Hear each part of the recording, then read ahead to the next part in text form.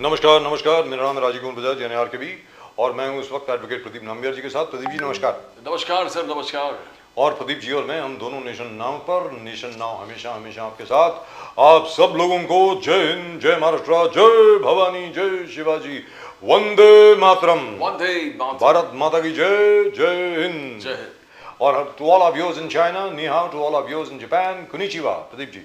Abaru Jabo to our viewers in East Africa, South Africa, the continent of Africa, wherever they speak Swahili. Wherever they speak Swahili. And yes, to all our viewers in Kerala, Swagatam. To all our viewers in Tamil Nadu, Vanakkam. So Pradeep ji, Mr. Modi stands tall, Mr. Modi stands firm, refuses absolutely to be intimidated either by Trump or anyone else, and says that, hey listen, it's a government policy. I can't change the policy just because Trump is a friend of mine. The fact remains, Russia से अगर oil हम लोगों ने खरीदना, Russia से oil खरीदेंगे। Yes. और अगर कहीं और से ज्यादा सस्ते में मिल रहा है तो कहीं और से खरीदेंगे। बिल्कुल sir. It's as simple as that. Yes. By the way, we are buying about 34% of our oil from Russia. The rest we are buying from Saudi Arabia and the United Arab Emirates. And there is some component which is coming, I think, from the USA as well. But that's very, very little. That's hardly anything. देश सर्वप्रथम, country first, nation first. That's it. Modi ji कहे कि हमारे दूसरा कोई मुद्दा नहीं है, देश से आगे कुछ नहीं है, देशवासियों के आगे कुछ नहीं है, उनकी हर चीज उन्हीं पर निर्भर है, जहां उनके कॉज है वहीं पर हम बरबटने को तैयार है। दैट्स एग्जैक्टली, चाहे वो ट्रम्प हो या कोई भी हो, लोकल डोमेस्टिक इंटरेस्ट को किसी भी हालत में कॉम्प्रोमाइज हम होने नहीं देंगे। या और दूसरी चीज क्या है कि सबसे बड़ी चीज क्या है इसमें कि जहां तक हिंदुस्तान का प्रश्न है, अभी व्लादिमीर पुतिन साहब आने वाले हैं Hindustan, and I think we have a huge window of opportunity here, क्योंकि ट्रम्प साहब ने सैंक्शंस लगा दिए रशिया के ऊपर। अब अगर सैंक्शंस लगा दिए रशिया के ऊपर तो Russia will be looking towards all its friends for better deals, and as far as we are concern we need to pounce. S-400 हमने और ऑर्डर कर दिए हैं, कोई 10,000 करोड़ के। उसके अलावा है Sukhoi 57E, the new stealth fighter from Russia, we going to be manufacturing it in Nashik. Nashik की जो फैक्ट्री है अभी, जहां पर सुखोई 30 Mark 1 बन रहा है, that same assembly line will be used to manufacture the Sukhoi 57। Exactly. और उसके अलावा बाकी मिसाइल्स जो हैं आधे से ज्यादा रशिया से, बाकी इजराइल से।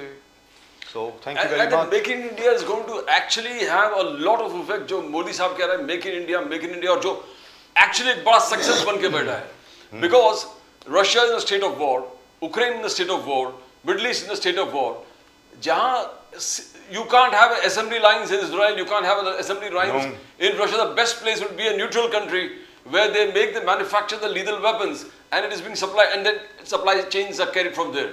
I think India and Modi is going to, Prime Minister Modi, एक जनरेशन जो कह रहे हैं, नया युग, न्यू इंडिया, नया भारत के जो सपने देख रहे हैं, वो टोटली बैठ रहे हैं, रोड मैप में बैठा हुआ है। It is just being fit right into the road map of 2047 of विकसित Bharat, because everything is just happening for India, everything is happening for India।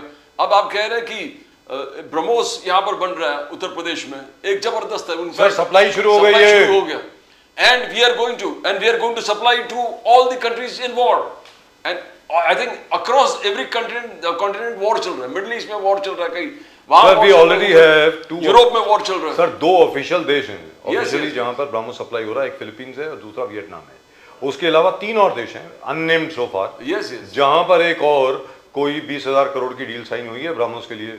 Now, मेरा ये कहना है, and by the way one of those countries by the way is the UAE, they won the BrahMos missile। तो मेरा ये कहना है,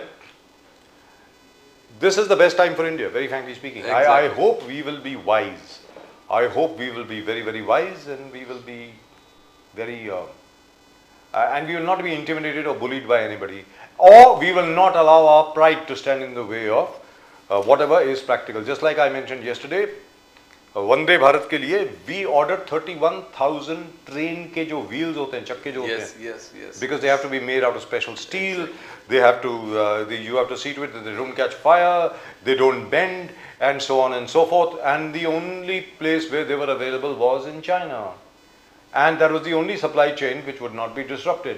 First we were ordering it from Ukraine, China से ऑर्डर किया, भाई आप पूरे हिंदुस्तान को पूरी दुनिया को मार्केट समझना चाहिए। अब जैसे ऐसा नहीं है कि अमेरिका के साथ आपके रिलेशन खराब हो गए, बिल्कुल नहीं हुए हैं। ये टैरिफ जो कर रहे हैं, टैरिफ जो खेल रहे हैं, इसका मतलब ये थोड़ी कि बाकी ट्रेड खत्म हो गया है। We are buying 100 planes from Boeing, 100 for Air India, 100 planes from Boeing. By the way, it is the biggest order which has ever been received by Boeing ever. Number 2, there are 100 engines for the Tejas Mark 1 which are coming from, guess where? General Electric, GE. Out of which 15 have already come. Yes. 15 तो आ गए and those planes have already been supplied to the Indian Navy. तो मेरा ये कहना है कि we have to be very practical. अब आप आराम से चलिए, कोई जरूरत नहीं है to react to Mr. Trump. Trump साहब जो मर्जी बोलते रहे। प्राइम मिनिस्टर मोदी उसी प्रकार से रिएक्ट कर रहा है। He is attending the ASEAN on a virtual meeting. He refused to be ASEAN. He refused to be there physically. बोला कि मैं join करूंगा but on a virtual meet. And here I must say, he could have been in Malaysia. Because which prime minister would not like to have a photo opportunity with Trump? But लेकिन प्रदीप जी यहाँ पर मैं एक चीज बोलना चाहूंगा। जैसे अभी शंघाई में जो कॉन्फ्रेंस हुई थी, SCO की जो कॉन्फ्रेंस थी, शंघाई कोऑपरेशन काउंसिल की, वहां पर यह मालूम पड़ा है कि मोदी जी जो ट्रम्प आपने व्लादिमीर पुतिन साहब के साथ गाड़ी में जो गए, उसके पीछे एक और भी वजह है कि a very credible threat to his life was detected by the Chinese secret service and by the KGB both. They warned Mr. Modi कि आप अकेले नहीं जाएंगे, आप हमारे साथ जाइए। And I think that is one of the reasons why he is not going to the ASEAN summit. Incidentally, that's but what has we been can said. Also see it in the way that he doesn't want to be in the same platform with Trump, because you don't know what that man is going to say. You don't know how he's going to be, and he's ready to go to the South African G20 summit because Trump is not going to be there. Trump is not going to be there. साहब देखिए, जब तक के tariff के ऊपर deal नहीं होती, जो 30-31 अक्टूबर तक हो जाएगी, उसके पहले मोदी जी को ट्रम्प को नहीं मिलना चाहिए। Yes, सीधी बात। I think the EM has External Affairs Ministry already कहा कि इस साल में तो ट्रम्प से मिलने की कोई उम्मीद नहीं मिलेगी। Because as far as Mr. Trump is concerned, you never know what he's going to say. अरे कब क्या बोल दे भाई, किसी को क्या मालूम। तो मतलब गड़बड़ हो जाती है ना फिर उसके बाद, तो फिर तो वो पूरे रिलेशन स्पॉइल नहीं कर सकते ना। इनका क्या है, ये तो इनकी लास्ट टर्म है एज प्रेसिडेंट, कुछ भी बोलते रहे, उसके बाद ये चले जाएंगे अपने कितने बस $35 बिलियन तो कमा ही चुके हैं आफ्टर बिकमिंग प्रेसिडेंट। कुछ पाकिस्तान से मिल गया है, कुछ कहीं से मिल गया है, कुछ कहीं से मिल गया है। By the way the Pakistanis have given him $5 billion, ये भी आपको बता दें।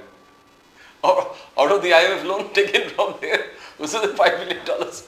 Now, the point is, he tried to squeeze in Indo-Pak peace.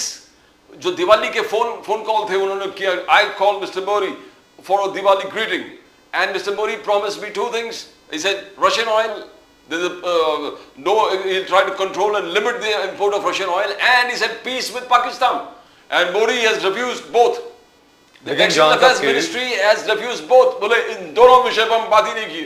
लेकिन प्रदीप जी, जो ट्रम्प साहब ने कहा है पीस विद पाकिस्तान, हम कहाँ बोल रहे हैं that we want war with Pakistan. हम तो भाई शांति पसंद देश हैं, हम तो चाहते हैं कि शांति रहे हर एक देश के साथ, हमारा पड़ोसी है। आप आतंकवाद बंद कर दीजिए, कोई जंग का सवाल ही नहीं है। Anyway, can we go to our guest please? I think we've got a couple of guests with us. Can we go there please? There we are. Aviral Malik साहब, how are you? नमस्कार sir. आपका जी नमस्कार sir, नमस्कार, happy Diwali to you. जी बहुत धन्यवाद। निजामुद्दीन रहीम साहब, नमस्कार। नमस्कार सर, नमस्कार। निजामुद्दीन रहीम साहब, पिछली बार जब आप आए थे अली दारूवाला साहब के साथ परसों, क्या हिट हो गया प्रोग्राम यार, सारी दुनिया में हिट हो गया। सेटिंग से आता है ना आपके, जबरदस्त। और संजय द्विवेदी साहब बोलो सर, हर प्रोग्राम में द्विवेदी साहब आते हैं, कलर आ जाता है उस प्रोग्राम में, मजा आ जाता है। और यूपीटी जय सिया राम। इतना बेबाक बोलने वाले, यूपीटी की तरफ से इतना बेबाक बोलने वाले शायद क्या है, ब्राह्मणों का कब्जा है पूरा। बिल्कुल कब्जा है, रह नहीं सकता दूसरा, मानने हो ही नहीं सकता सर उसके बगैर, यस हो ही नहीं सकता। I agree with you. लेकिन सर अब मैं निजामुद्दीन रहीम साहब आपसे शुरू करता हूँ। निजामुद्दीन रहीम साहब, आज पहली बार ऐसा हुआ है संभाजी नगर में, अपने शुजात अंबेडकर साहब जो हैं वो गए हैं आरएसएस के हेडक्वार्टर, आरएसएस के ऑफिस पे गए, और साथ में वो एक एनजीओ का जो रजिस्ट्रेशन फॉर्म होता है वो देकर के आए वहां पे आरएसएस को कि भैया अपनी फर्म को, अपनी ऑर्गेनाइजेशन को, अपनी संस्था को रजिस्टर तो करो यार। इतने साल, 100 साल हो गए हैं, 100 साल से biggest organisation in the world unregistered. तो निजाम साहब क्या कहेंगे इसके बारे में, आप जरा बोलिए ना ये सर प्लीज। क्या है, आरएसएस पूरी इलीगल संस्था है, इलीगल उसका संस्था है। लीगल कुछ है नहीं। जी जिस दिन वो रजिस्ट्रेशन करेंगे और जिस दिन वो इसमें पब्लिक डोमेन में आ जाएंगे, उनको जी। जवाब देना पड़ेगा। जी तो इसलिए जवाब नहीं देना पड़े, जितना कुछ इलीगल कर सकते हैं उतना वो बगैर किसी एनजीओ के नाम पे कर रहे हैं। और मैं तो इसकी बात सीधा सीधा करता हूं कि आतंकवाद का जितना बड़ा नुकसान, आतंकवाद के लिए जितना बड़ा काम इनका है, किसी और का नहीं है। ये जितने उनके प्रशिक्षित लोग हैं, आप उनकी हिस्ट्री पढ़िए। कभी देश के किसी आजादी के काम में वो गए हैं क्या, या देश में कोई आपदा आई उसमें कहीं गए हैं क्या? तो अंबेडकर ने जो बात उठाई है, ये तो देशवासी उठा रहे हैं ना। वो तो उनके जो आनंद राज अंबेडकर हैं, उन्होंने चूंकि इसके कई विषय आए थे, और अभी तो ऐसे ऐसे विषय आ रहे हैं सर कि अभी तो हेगड़वार और डॉक्टर साहब के ऊपर भी उंगली उठने लगी है कि ये जो है बाकायदे उनसे कहा था सुभाष चंद्र बोस जी ने कि आप जो है अपने जवानों को हमारे साथ लड़ाई में आजाद हिंद फौज के लिए लगाइए। मैं आज ही पढ़ रहा था, मुझे कोई विषय आज आया था क्योंकि एक कोई लेक्चर है, तो उसमें मैंने देखा कि वो तो उनके जमाने में भी वो वही काम कर रहे थे, अंग्रेजों की दलाली। तो सर ये तो छिपाने के लिए इनको तो सबसे पहले स्वयं इनकी सरकार आई थी बीजेपी की, उनको चाहिए था कि वह आरएसएस को रजिस्टर्ड करते। रजिस्टर करने के बाद उनके पास जो लेखा जोखा है, जो उनके पास अकूत दौलत पड़ी है, जो हजारों करोड़ में है, उसका हिसाब देते, टैक्स पे करते और देशवासियों को बताते देखिए कि हम देशभक्त हैं, हम चोरी नहीं करते, ये सारा हमारा सामने है। तो देशभक्ति के आड़ में, देशभक्ति की आड़ में वो जो कुछ कर रहे हैं, तो ऐसे लोग जाके उनको लेटर देंगे, शर्मिंदा करेंगे। प्रदीप जी, सबसे बिगेस्ट निजामुद्दीन जी, अचानक मोदी जी का कहना है कि राहुल गांधी जी को सीताराम केसरी जी का याद कैसे आया? सीताराम केसरी जी को जितना तकलीफ कांग्रेस ने पहुंचाया पूरा दुनिया ने देखा था। आज जितना प्रेम क्यों राहुल गांधी जी जाके सीताराम केसरी जी का किस प्रकार से, तो ये इतना अचानक प्रेम क्यों? जिस व्यक्ति को इतना तकलीफ आपने दिया था, कोई अचानक प्रेम 2 चीज बाथरूम में बंद कर दिए थे और सड़क पर फेंक दिया था सीताराम केसरी जी को। मोदी जी का आरोप है आप पर निजामुद्दीन साहब। मोदी जी महान झूठे हैं, कोई नई बात नहीं है। उनको सड़क पर तो फेंका था, बाथरूम में बंद तो किया था। मुझे एक बताइए नाम्बियार जी, मैं 3 दिन से मोदी जी का भाषण देख रहा हूं मराठी शब्द में। आज ही जो उन्होंने भाषण किया है, उन्होंने इतना बढ़िया बात की है कि पूरे बिहार में जंगल राज है और 100 साल तक उसे याद किया जाएगा। इस जंगल राज का मालिक कौन है? केंद्र में कौन सरकार कर रहा है साहब? 15 साल से, 20 साल से बिहार में कौन सरकार चला रहा है साहेब? वहां आए थे क्या निजामुद्दीन राय या सीताराम केसरी राज करने? अरे आप वो बात करिए जिसमें कोई दम हो। अब सीताराम केसरी हमारा विषय है, हमारे पार्टी का विषय है। आपने सड़क पर फेंका था, मोदी जी का कह रहे हैं, मोदी जी कह रहे हैं सड़क पर आपने सीताराम केसरी को धक्का मार के झूठा कोई है ही नहीं, बाथरूम में बंद कर दिया था। ऐसा है सर कि मोदी जी से महान झूठा कौन है?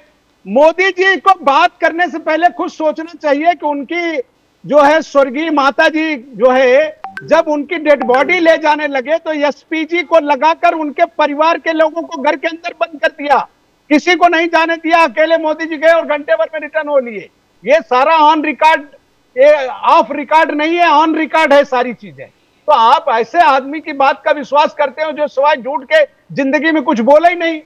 आज मैं किसी एक कम्युनिस्ट लीडर का बयान सुन रहा था कि मोदी जी से बड़ा जो है बात करने वाला कौन है? जिस स्कूल में पढ़े उसका पता नहीं, जिस रेलवे स्टेशन पे चाय बेचे और जिसका उन्होंने देश की राजनीति में हवाला दिया है माननीय प्रधानमंत्री ने, निजाम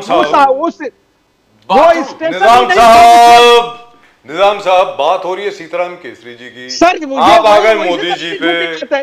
देखिए ऐसा है कि राजनीति में बात समझ लीजिए आप, उस वक्त जो है कांग्रेस के अंदर की इंटरनल पॉलिटिक्स आपने देखा था, आप कवर कर रहे थे।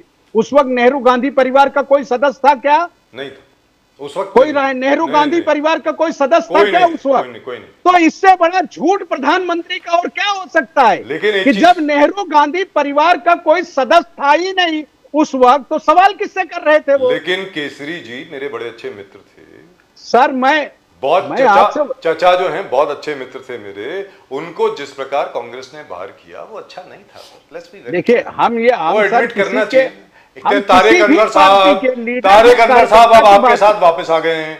तारिक अनवर जी अब आपके पास वापस आ गए। मैं देखिए साहब, मैं अपने दिल की बात पहले बोल दूं। राहुल गांधी जी ने सीताराम केसरी जी मेरे बड़े अच्छे मित्र, पुराना किला रोड पे रहा करते थे। हमारे पिताजी की कोठी फिरोशा रोड पे थी। हमारे घर पे उनका आना जाना था, उनके घर पे हमारा आना जाना था। बहुत अच्छे मित्र थे मेरे। वेरी फ्रैंकली स्पीकिंग, मैं तो राहुल गांधी का तहे दिल से शुक्रिया करना चाहता हूं कि आपने सीताराम केसरी जी को याद किया और बहुत अच्छी तरीके से याद किया। अब आप बोले सर, बोलिए। सर दूसरी चीज ये है कि मोदी जी अपने बारे में क्यों नहीं कहते, बीजेपी अपने बारे में क्यों नहीं बताती? 50 साल पहले क्या हुआ था देश में, 100 साल पहले क्या हुआ था देश में, इतिहास पढ़ने हो जाते। इतिहास चीजों को सिखाने के लिए आता है, इतिहास याद करने के लिए नहीं आता किसी का। अगर किसी का इतिहास बिगड़ गया या उसका इतिहास ठीक नहीं था तो आप 50 साल क्या कर रहे थे? आप झक मार रहे थे, दलाली कर रहे थे। आपने इस देश में 12-13 साल आपको भरपूर सरकार मिली और इतना बड़ा झूठ बोलते हैं साहब वो 70 साल से कांग्रेस सरकार कर रही थी। उस 70 में 23 साल तो आपके सारे लोगों ने निकाले हैं। तो जब इस तरह की कोई प्रधानमंत्री बोलते हैं तो देश सीरियस नहीं लेता। देश समझ गया है कि ये देश का सबसे महान झूठा है। जैसे भारत रत्न का अवार्ड मिलेगा, राहुल जी के फोटो नहीं था महागठबंधन के पोस्टर में। राहुल जी का अपमान हुआ। बीजेपी का कहना है महागठबंधन के पोस्टर पर राहुल गांधी जी का फोटो नहीं था, तो महागठबंधन ने ठगबंधन। अंबियार जी, आप मेरे पूछता हूं कि मैं मेरे बीजेपी के दोस्तों से पूछता हूं कि भाई आपको क्या कष्ट है? आपको बवासीर की बीमारी हो गई क्या?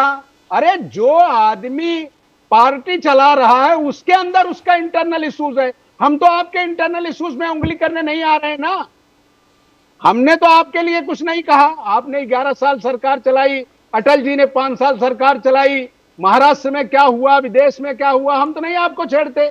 हम तो जनता के साथ रखते हैं ना। आपने कोई काम नहीं किया है, इसलिए आप 11 वर्षों से आपके पास उंगली करने वाली जो भाषा है ये ठीक नहीं है, ये जो आपने अभी टर्म यूज की है।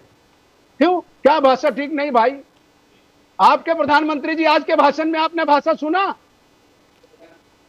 अगर आपने नहीं देखिए, आज की भाषा सुना, आपने एक टर्म यूज की कि उसे मैं रिपीट नहीं कर सकता, लेकिन जो टर्म है मैं समझता हूँ वो सभ्य समाज में वो टर्म यूज नहीं करनी चाहिए हम सब। लेकिन निजाम साहब कि आप निजाम साहब सवाल ये है, विरोध कर सकते। अरे छोटा सवाल है निजाम साहब, किसी को आप कैसे टिका? चलिए निजाम साहब मर्यादा रखें। मैं तीनों के तीनों हमारे गेस्ट को ये कहूंगा कि भाषा की मर्यादा रखें प्लीज। लेकिन निजाम साहब आप ये जरा बताएं कि बिहार में नंबर 1, बिहार में आज की तारीख में जिस प्रकार बीजेपी चल रही है, मेरी समझ में, ये मेरी समझ, मेरा एनालिसिस है, बहुत सिस्टमेटिक तरीके से चल रही है सर। एक एक डिस्ट्रिक्ट, एक एक गांव, एक एक सरपंच, मतलब मैं क्या बताऊं। अरे सर क्या ऑर्गेनाइजेशन है, मानना पड़ेगा। दूसरा 10-10 हजार रुपए 67 लाख महिलाओं के बैंक अकाउंट में गए हैं, 67 लाख। उसके अलावा ना जाने और कुछ क्या क्या हो रहा है। आप इससे कैसे लड़ेंगे सर? सर लड़ना, देखिए इसका मतलब ये सीधा सा हो गया कि माननीय प्रधानमंत्री, उनकी सरकार इस बात के लिए बिल्कुल तत्पर है कि हमने कोई काम नहीं किया है, हम वोट खरीदने के लिए ये पैसा दे रहे हैं। यही सीधा सा सवाल है और ये जनता आप समझ गई है। अभी वो जो 10,000 दे रहे हैं ये एक तरह का दे चुके हैं सर। चला गया, पैसा गया, सुनिए सर जी, पैसा गया और किस्त वसूली के नोटिस आने लगे। नोटिस आना चालू हो गई कि साहब पैसा भरिए किस्त का। ऐसा नहीं है कि बिहार की जनता बेवकूफ नहीं है। महाराष्ट्र की जनता एक बार फंस गई। 12,000 पुरुषों को भी महिलाओं के नाम पे पैसा दे दिया उन्होंने। आज की खबर पढ़ लें, 12,000 पुरुषों को भी महिलाओं के नाम पे, क्योंकि पागल हो गए ये लोग। इनको ऐसा लगता है कि पैसा दे के सत्ता ले लो और सत्ता का जो फिर दुरुपयोग कर सकते हो वो करो। जितना नंगा नाच सत्ता का भारतीय जनता पार्टी और उनके साथी कर रहे हैं, आपने अपने राजनीतिक पॉलिटिकल कवरेज में आपने 50 सालों में देखा क्या आपने? जी तो Right. इनकी So let me किसी go बात to के लिए हम किस बात के लिए जवाब let me go to Dr. Aviral Malik. Aviral Malik साहब, दो चीजें यहाँ पर आती हैं, तीन चीजें एक्चुअली। नंबर एक, पहली बार ऐसा हुआ है कि किसी ने आरएसएस के दफ्तर के सामने, हमारे यहाँ पे जो संभाजी नगर है, वहां पर पहले औरंगाबाद हुआ करता था, अब उसको संभाजी नगर बोलते हैं, वहां पर जाकर के प्रकाश अंबेडकर जी के सुपुत्र ने जाकर के आरएसएस ने एक तो मेमोरेंडम दिया है, साथ में उन्होंने फॉर्म भी दिया है कि भाई अपने आप को रजिस्टर कराइए कृपा करके, आप 100 साल से अनरजिस्टर्ड ऑर्गेनाइजेशन है, वो बात बिल्कुल सही है। तो अनरजिस्टर्ड ऑर्गेनाइजेशन क्यों है? I don't understand this, number एक। नंबर दो, बिहार में जो विमेन एंटरप्रेन्योर्स, जो बिजनेस करने के लिए जो प्रधानमंत्री जी ने सीएम रोजगार योजना अनाउंस करी और 10-10 हजार रुपए कोई 67 लाख महिलाओं के खातों में गए, ये कहा जा रहा है कि वो वोट खरीदने की प्रक्रिया आपने करी है। और नंबर तीन, सीताराम केसरी जी भाई कांग्रेस में थे, कांग्रेस के प्रेसिडेंट थे, elected president of the Congress, और जब भी कांग्रेस में इलेक्शन हुई है कांग्रेस में फूट पड़ी है, इसको ये भी इतिहास है। आप सुभाष चंद्र बोस जी से लेकर के अपना टंडन साहब से लेकर के हर एक, मतलब जब भी कांग्रेस में इलेक्शन हुई है, अंदर इंटरनल इलेक्शन हुई है, फूट पड़ी है। पर दैट्स अ सेपरेट इशू। लेकिन वो कांग्रेस का इशू है ना। कांग्रेस वाले ये कहते हैं आप अपनी बात क्यों नहीं करते हो यार, आप हमारी तरफ क्यों देखते हो? अब आप बोले अविरल मलिक साहब प्लीज। जी नहीं, बिल्कुल ये एकदम मैं समझता हूं कि स्पष्ट है। जहां तक विषय पर्टिकुलरली अगर बात कर ली जाए राष्ट्रीय स्वयंसेवक संघ की, जी, तो संघ तो पूर्ण रूप से देश को समर्पित राष्ट्रवादी संगठन है, और वो बिल्कुल स्पष्ट है कि प्रत्येक संघ का स्वयंसेवक पूर्ण निष्ठा के साथ, समर्पण भाव के साथ जनता के हित में किस प्रकार से कार्य करता है, वो सबको स्पष्ट रूप से मालूम है। अगर राष्ट्रीय स्वयंसेवक संघ की विस्तृत चर्चा कर ली जाए तो संघ क्या है, कैसे है, क्यों है, ये बिल्कुल स्पष्ट हो जाएगा अगर ज्योतिपुंज पुस्तक को, मोदी जी की पुस्तक को पढ़ लेंगे। नंबर दो, अगर प्रचारक के जीवन को करीब से देख और समझ लेंगे तो समझ में आएगा कि संघ का जीवन, संघ के प्रचारक का जीवन और संघ की जो आइडियोलॉजी है वो क्या है, किस तरीके से एक संघ का प्रचारक गांव-गांव जाकर के, अब साइकिल से घूम करके, साधनों के अभाव के बावजूद समाज को एक सूत्र में पिरोने का संकल्प लेकर चलता है, सामाजिक समरसता के भाव के साथ चलता है, सब जातियों को, सब मजहबों को, सब धर्मों को, सब पंथों को, संप्रदायों को एक सूत्र में पिरोने का पूर्ण रूप से प्रयास करता है। और उसके साथ साथ उत्तर से दक्षिण तक, पूरब से पश्चिम तक पूरा देश प्रचारक का घर होता है, एक परिवार होता है। और साथ साथ जहां तक विषय है संघ के स्वयंसेवकों की सेवा, जब ट्वीट कुछ लोग कर रहे थे, घर में बैठ करके अपने दफ्तरों से कर रहे थे, जबकि दफ्तर भी जाने की कोशिश नहीं कर रहे थे कहीं कोरोना न लग जाए, उस समय संघ के स्वयंसेवक जनता के मध्य में जाकर के ग्राउंड जीरो पर उतरकर पूर्ण रूप से सेवा कर रहे थे, जनता की सेवा कर रहे थे, डोर टू डोर जा रहे थे।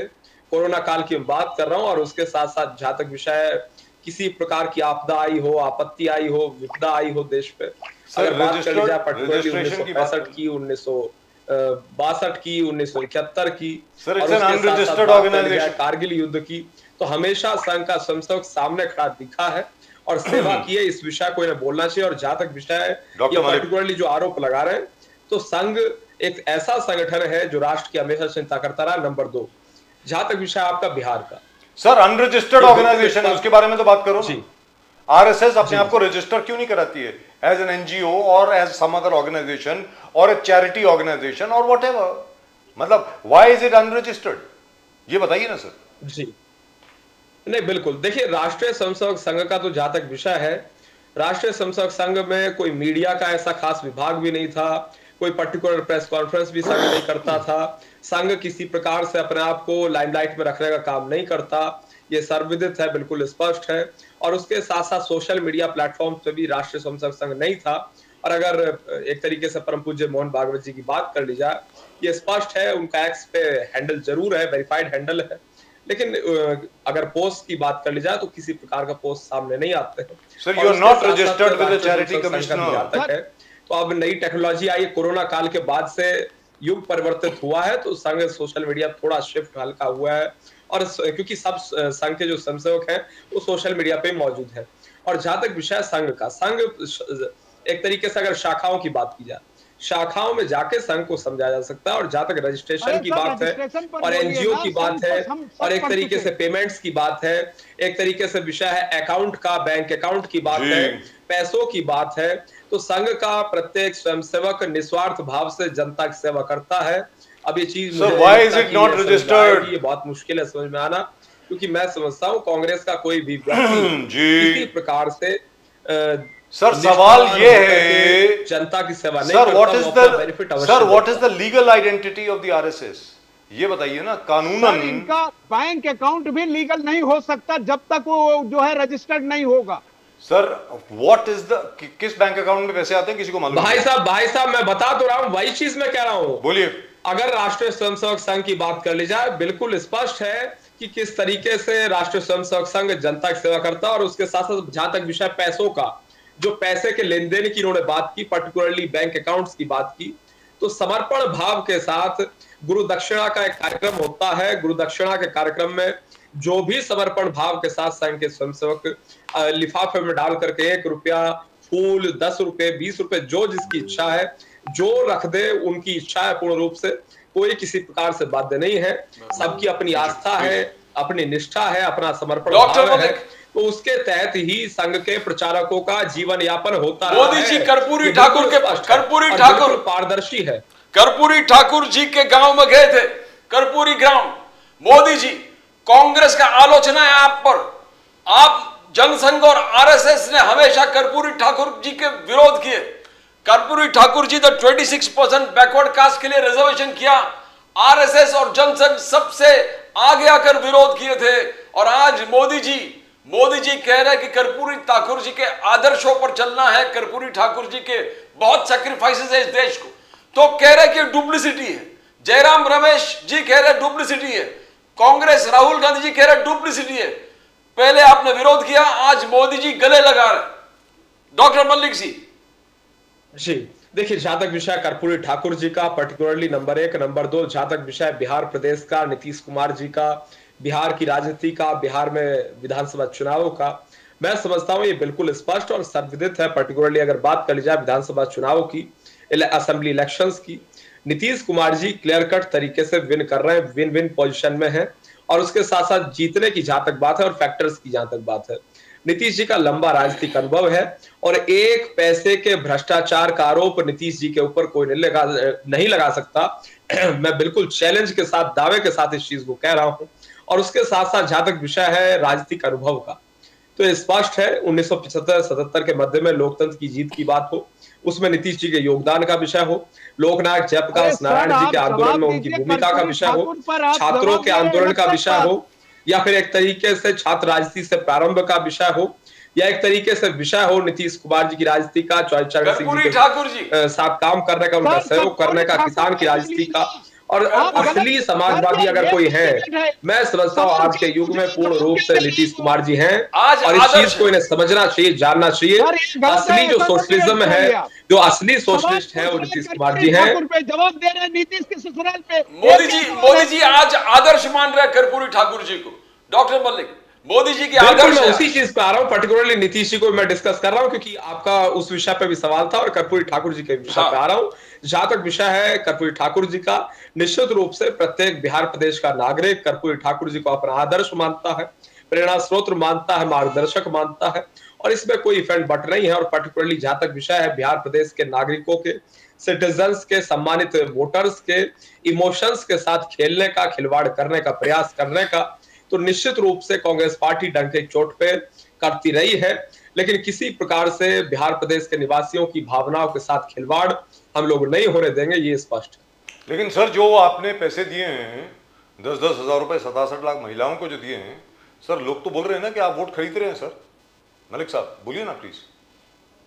और वो पैसे दिए गए हैं कि महिलाओं को मौका मिले कि अपना व्यवसाय खुद शुरू करें। हाँ बोलिए प्लीज। नहीं, बिल्कुल बिल्कुल बिल्कुल, निश्चित रूप से हम नारी सशक्तिकरण की बात करते हैं, महिला सुरक्षा की बात करते हैं, और बिहार प्रदेश के प्रत्येक परिवार को स्वावलंबी बनाने की बात करते हैं, स्वरोजगार की बात करते हैं, सेल्फ एम्प्लॉयमेंट की चिंता करते हैं। सबको रोजगार मिलना चाहिए, हमारा ये उद्देश्य है। सिंगल पॉइंट एजेंडा है नीतीश कुमार जी का।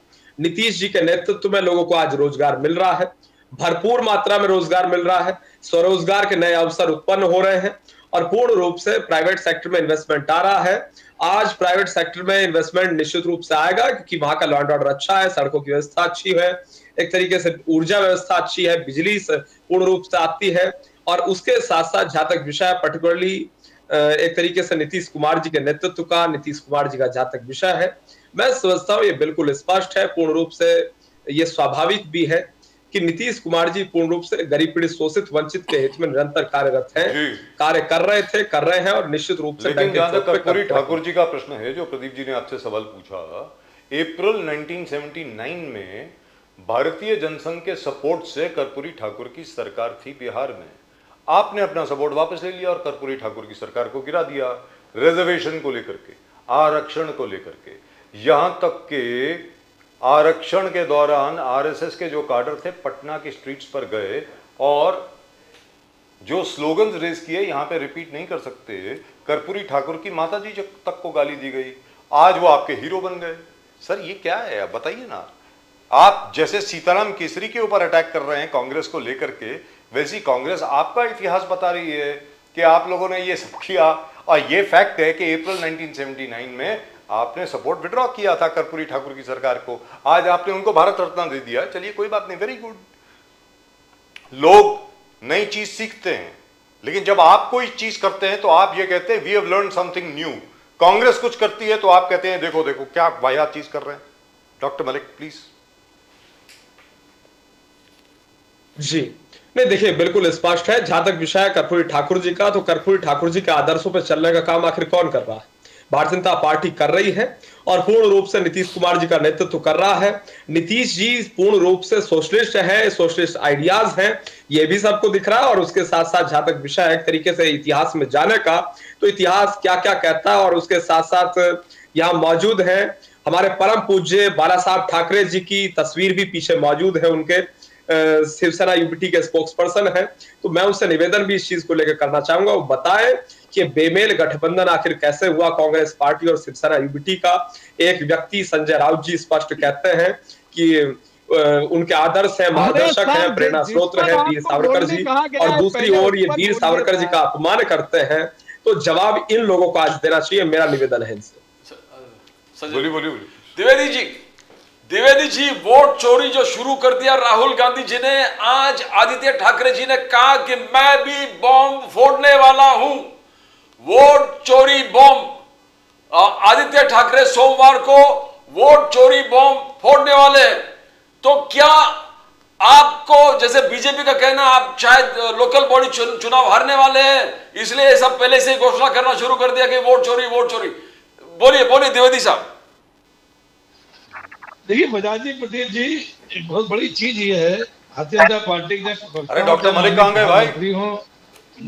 हमारा प्रधानमंत्री जी को नमन, प्रणाम, शुभकामनाएं उनको।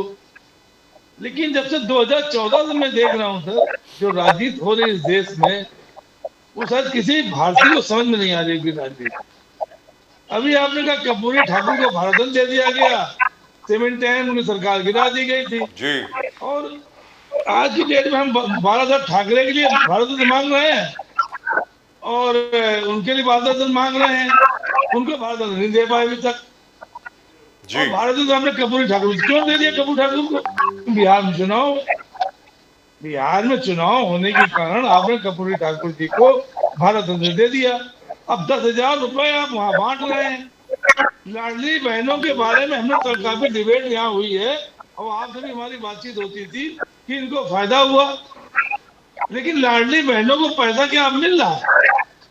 कितनी अजीब विडंबना है, कितना अजीब बात है कि किस तरह की पॉलिसी लाई जाती है।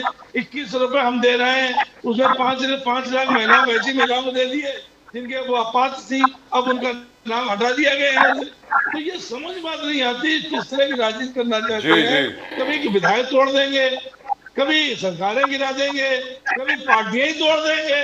द्विवेदी जी, लेकिन जो सवाल डॉक्टर मलिक ने आपसे पूछा, आदरणीय सम्मानीय हिंदू हृदय सम्राट बाला साहब ठाकरे की तस्वीर को देख करके, जो आपके सिर के बिल्कुल पीछे है, मैं उसमें भी आ रहा हूँ। मैं एक सेकंड सर, सर एक सेकंड। वो आरएसएस के बहुत बड़े प्रशंसक थे। पहले दिन से बोलते थे आरएसएस से सीखना चाहिए। जिस प्रकार राष्ट्रीय स्वयंसेवक संघ के अनुशासित काडर हैं, जैसे वो काम करते हैं स्वयंसेवक बिना कुछ मांगे। सर, अरे बस तक का किराया तो आरएसएस वाला बेचारा अपने आप देता है, साइकिल पे बैठ करके अपना डब्बा लेकर के जाता, हमने देखा है खुद सर।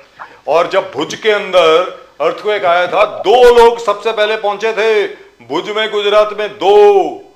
एक हमारे दोस्त सुनील दत्त कांग्रेस के, अपना पूरा नरगिस दत्त फाउंडेशन को लेकर के, उसमें निजाम साहब भी थे, ये बैठे हैं यहाँ पे, ये भी पहुंचे थे। 2002 की बात है, भुज के अर्थक्वेक में। और साथ में राष्ट्रीय स्वयंसेवक संघ के लोग थे। बाला साहब ठाकरे ने खुद बोला था कि ऐसे हमारे लोगों को जाना चाहिए। तो सर आज फिर इतनी क्या वो आ गई सर, खटास हो गई हृदय में कि आप लोग आज आरएसएस को अटैक कर रहे हैं। अब आप बोलें सर प्लीज, द्विवेदी जी। देखिए, आरएसएस का मैं भी 30 साल तक आरएसएस साथ में था, जब हमारा लोगों का गठबंधन था। लेकिन जो चीज आप बता रहे हैं, हमने 15-20 साल से आरएसएस में ऐसी कुछ देखा ही नहीं। पिछले 10 सालों से मैं नहीं देख पा रहा हूँ कोई इस तरह की एक्टिविटीज हो रही हो, ना कोई शाखा लगती है। आप मुझे बता दीजिए कहीं शाखा लग रही हो। उत्तर प्रदेश में तो मैं बता रहा हूँ शाखा कहीं नहीं लग रही है। हाँ, उनके नाम सरस्वती शिशु मंदिर वगैरह खुले हुए हैं, उनके पास संस्थाएं तमाम है, तमाम संस्थाएं हैं, तमाम जमीनें थी उनके पास, तमाम संस्थाएं, लेकिन कहीं इसमें शाखा लग रही ना कुछ लग रही। अब अगर जो बात हो रही है कि हम विरोध कर रहे हैं, हम विरोध क्यों ना करते हैं भाई। बाला साहब ठाकरे का आपने बात कही साहब, अगर जेजेपी साहब गठबंधन क्यों कर दिया था भाई? अगर हमको भारतीय जनता पार्टी प्रवक्ता बड़ा हमको ज्ञान दे रहे हैं, बड़ी अच्छी बात है ज्ञान दे रहे हैं, तो जेजेपी साहब गठबंधन क्यों कर दिया? जबकि आप अलग अलग चुनाव में नीतीश कुमार जी की उनकी बढ़ाई क्या कर रहे हैं आज आप बैठ के। वो नीतीश कुमार को मुख्यमंत्री पद मिलेगा कि नहीं मिलेगा इसकी गारंटी नहीं है। अब पीडीपी जम्मू कश्मीर चले गए, पीडीपी से गठबंधन आपने किया, उनसे गठबंधन किया, उसके बाद क्या हुआ? उनका भी गठबंधन वापस दे दिया। आपने भारत रत्न दे दिया कर्पूरी ठाकुर को, कर्पूरी ठाकुर को आपने भारत रत्न दे दिया, लेकिन क्या बाला साहब ठाकरे भारत रत्न दिया आपने? या जिनका आप नाम लेते हैं, जिनका नाम लेते हैं तो उनका कांग्रेस बुराई करती है, जेल गए थे, क्या उनको भारत रत्न आपने दे दिया? क्योंकि बिहार में चुनाव है, चुनाव के लिए आपने कर्पूरी ठाकुर भारत रत्न दे दिया, और आज आपके सम्मानित व्यक्ति हो गए। आज आप उनके गुणगान कर, उनकी नीतियों में चलने लगे। अगर उनकी नीतियों में चलने लगे, उनके सिद्धांतों में चलने लगे। देखिए, बात यहाँ भी ये नहीं है कि आरएसएस की बात है ना उसकी बात है। पहले आपने गले के अंदर झांक के देखिए ना कि आप इस देश में कर क्या रहे हैं। द्विवेदी जी, मगर लालू यादव जी और लालू यादव फैमिली, लालू यादव जी के family, prime minister Modi ji का कहना कि बेल पर छूटा है, बेल पर बाहर है लालू यादव जी, बेल पर बाहर है लालू यादव जी, बेल पर बाहर है द्विवेदी जी, और चोरी के इल्जाम में बाहर है। चोरी, चारा घोटाला, चोरी किए थे, तो चोरी के केस में बेल में बाहर है। और आज लालू यादव जी और पूरे फैमिली, तेजस्वी यादव जी, वो भी कर्पूरी ठाकुर के चोरी से टाइटल छीनना चाहता है। ये मोदी जी के आरोप है आप पर। आप इंडिया अलायंस के पार्टनर हो द्विवेदी जी, कितना सच्चाई है? क्या आप जैसे चारा चोरी किया था वैसे ही इनके टाइटल को चोरी करना चाहता है कर्पूरी ठाकुर साहब का? द्विवेदी साहब देखिए, चारा चोरी जो किया था, आवाज आ रही है? चारा चोरी में लालू प्रसाद यादव जी ने नहीं किया था, वो मुख्यमंत्री थे। वो तो मुख्यमंत्री होने के बाद चारा चोरी उनके पर जो आरोप लगा उसकी अदालत में है, कहने का मतलब भी नहीं है। लेकिन वोट चोरी तो आप देख लीजिए ना कि 5 लाख वोटर थे लोकसभा चुनाव में, 50 लाख वोटर विधानसभा चुनाव में आ गए। अब अगर इन्होंने जो विधानसभा चुनाव में जो 5 की परसेंटेज दिया, वो परसेंटेज कुछ था, 1 घंटा परसेंटेज कुछ हो गया। जो बैटरी हमको मिल रही है, जो हमारे पास जो बैटरी मिल रही है, वो 90-95 चार्ज मिल रही है। क्यों मिल रही है भाई? मैं डिबेट अभी कर रहा हूँ फोन से, जिससे भी कर रहा हूँ, चाहे मैं उससे करूं, अभी फोन की बैटरी खत्म हो जाएगी, अभी इसको मैं रख दूं चार्जिंग के लिए, तो क्या 95% बैटरी आ जाएगी इसमें? अब सीधा सवाल है, चुनाव की मान्यता क्या है? चुनाव आपके अंडर में आ रहा है तो वो पार्टियां तोड़ दे रहा है, पार्टी तोड़ के विधायकों को दे देना, जबकि संविधान आपके अंदर है। भाई संविधान बनता है ना, एक अलग, चाहे कोई रजिस्टर्ड कराई जाए, चाहे समिति बने, चाहे पार्टी बने, बाकायदा चुनाव में रजिस्टर्ड कराया जाता है ना। तो रजिस्टर्ड कराने वाली पार्टी को आपने विधायकों को लेके आपने उनको बांट दिया, चुनाव चिन्ह भी दे दिया, पार्टी के नाम भी दे दिया आपने। तो ये गलत नहीं हो रहा क्या? तो अगर ये सब चीजें गलत हो रही है इस देश में, तो क्या वोट की खरीद फरोख्त नहीं हो रही क्या? क्या नहीं हो सकती है क्या? अगर हम आवाज उठा रहे हैं तो चुनाव को आना चाहिए सामने ना। Right, so let's go straight across. एक सेकंड सर, द्विवेदी जी, एक मिनट सर, एक मिनट, आपकी बात आ गई है। द्विवेदी जी, एक मिनट बस। संदीप मौर्य साहब इस वक्त हमारे साथ हैं, आजाद हिंद सेना पार्टी से, आजाद हिंद सेना रावण पार्टी से। संदीप मौर्य जी नमस्कार। जय भीम, नमस्कार। जय भीम, हर हर महादेव। संदीप मौर्य जी, ये आरएसएस के कार्यालय के खिलाफ आप लोगों ने कोई डेमोन्स्ट्रेशन किया, इसके पीछे क्या था सर? क्यों ऐसा, क्या जरूरत पड़ गई वहां पे जाने की? काफी लोग गए वहां पे, डिमांड किया कि भाई आप अपना रजिस्टर कीजिए अपनी ऑर्गेनाइजेशन को वगैरह वगैरह, कुछ बताएंगे सर उसके बारे में, संदीप मौर्य साहब? देखिए सर, आरएसएस का जो है उनका जो एजेंडा है, अभी वो मंदिरों से लेकर स्कूल तक जा पहुंचा है जी। हमारे लोगों की यही मांग थी कि अगर आपका एक धार्मिक संगठन है, आप उसको फॉलो करते हैं, तो आप मंदिरों के पास जाके बनाइए, वहां पे उसकी सदस्यता आप ये करिए। लेकिन जो स्कूल कॉलेज के बच्चे हैं जो अभी विद्यार्थी दशा में है, उनको आप संघ की ओर ले जाके उनका जो है वो करियर बर्बाद करना चाह रहे हैं। यानी कि आपको उसके बाद में कोई सवाल ना पूछे, आपके ऊपर कोई सवाल ना खड़ा करे, इसलिए वो अपने खेमे में उनको, जो भी अभी पढ़ाई कर रहे हैं उन विद्यार्थियों को अपने खेमे में शामिल करके ये उनका एजेंडा चल रहा है। और जो भी हमारे लोगों ने कहा है कि जो आरएसएस का संगठन है उस पे इसके पहले भी 3 से 4 बार बंदी लगाई गई है, लेकिन फिर भी उनका ये जो भी अनलीगल काम चालू है, सदस्यता नोंदणी का काम हुआ, अभी स्कूलों तक जाके पहुंचे। प्रदीप जी, संदीप मौर्य जी, आपने संविधान का कॉपी भी दिया, संविधान का कॉपी आपने दिया। आरएसएस ने कौन सा ऐसा काम किया जो संविधान का विरोध में है? उन्होंने हमेशा संविधान को बचाने का काम हमेशा बात करते रहे, संविधान को सामने अपने रखा है, संविधान के दायरे में काम करने का काम आरएसएस ने किया है। आरएसएस ने आर्टिकल 370 एब्रोगेशन आरएसएस का एजेंडा में था। तो ये संविधान का कॉपी देने का क्या मतलब है संदीप मौर्य जी? देखिए अगर ये संविधान को मानने वाले लोग होते तो सबसे पहले तो इनका जो भी संगठन है वो रजिस्टर्ड होता, क्योंकि भारत में कोई भी अगर छोटा मोटा संगठन भी बनता है तो उसका रजिस्टर होना जरूरी है। और दूसरी बात यह है कि वो जब बोल रहे हैं कि उन्होंने ऐसे संविधान बचाने के लिए काम भी कौन सा किया है, संसद के पास तो संविधान की प्रतियां जलाई गई थी, तब कहा था आरएसएस संगठन। इससे पहले हजारों बार संविधान का अपमान किया गया, बाबा साहब का अपमान किया, कहा था आरएसएस। ये सब छोड़ो, वो संविधान बचाने की बात तो छोड़ो, अगर वहां पे कुछ हमारे किसान लोगों को भी कोई परेशानी है या कहीं पे भी जो परेशानी है, उस परेशानी में मदद करने के लिए आरएसएस कहा था। तो मौर्य साहब ये बताएं, आदरणीय मोदी जी की सरकार तो 2014 में आई है, 2014 में बने प्रधानमंत्री। उसके पहले 10 साल तक डॉक्टर मनमोहन सिंह की सरकार थी, उसके पहले 5 साल तक उसके पहले 5 साल तक अटल बिहारी वाजपेयी जी की सरकार थी, और उसके पहले अगर आप सरकारें देखें तो या तो कांग्रेस की सरकार थी या जनता दल की सरकार थी या मिली जुली सरकार थी, ऐसी सरकार थी।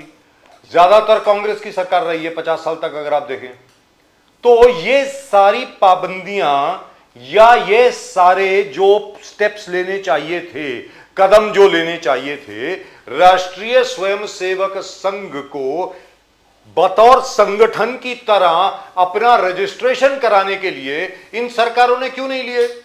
क्योंकि बीजेपी की तो 2 ही सरकारें रही है ना, अटल बिहारी वाजपेयी जी की और अभी नरेंद्र मोदी जी की। इसके पहले जो जितनी भी सरकारें थी उन्होंने तो खुली छूट दे दी इनको, आरएसएस को, कि भाई आप जो मर्जी करिए। आपकी बात बिल्कुल ठीक है, अगर छोटा सा भी संगठन होता है, अगर वो रजिस्टर्ड नहीं है तो जल जाता है आदमी, उसको काम नहीं करने दिया जाता। यहां तो ये 100 साल से काम कर रहे हैं, इनके खिलाफ कुछ नहीं हुआ है।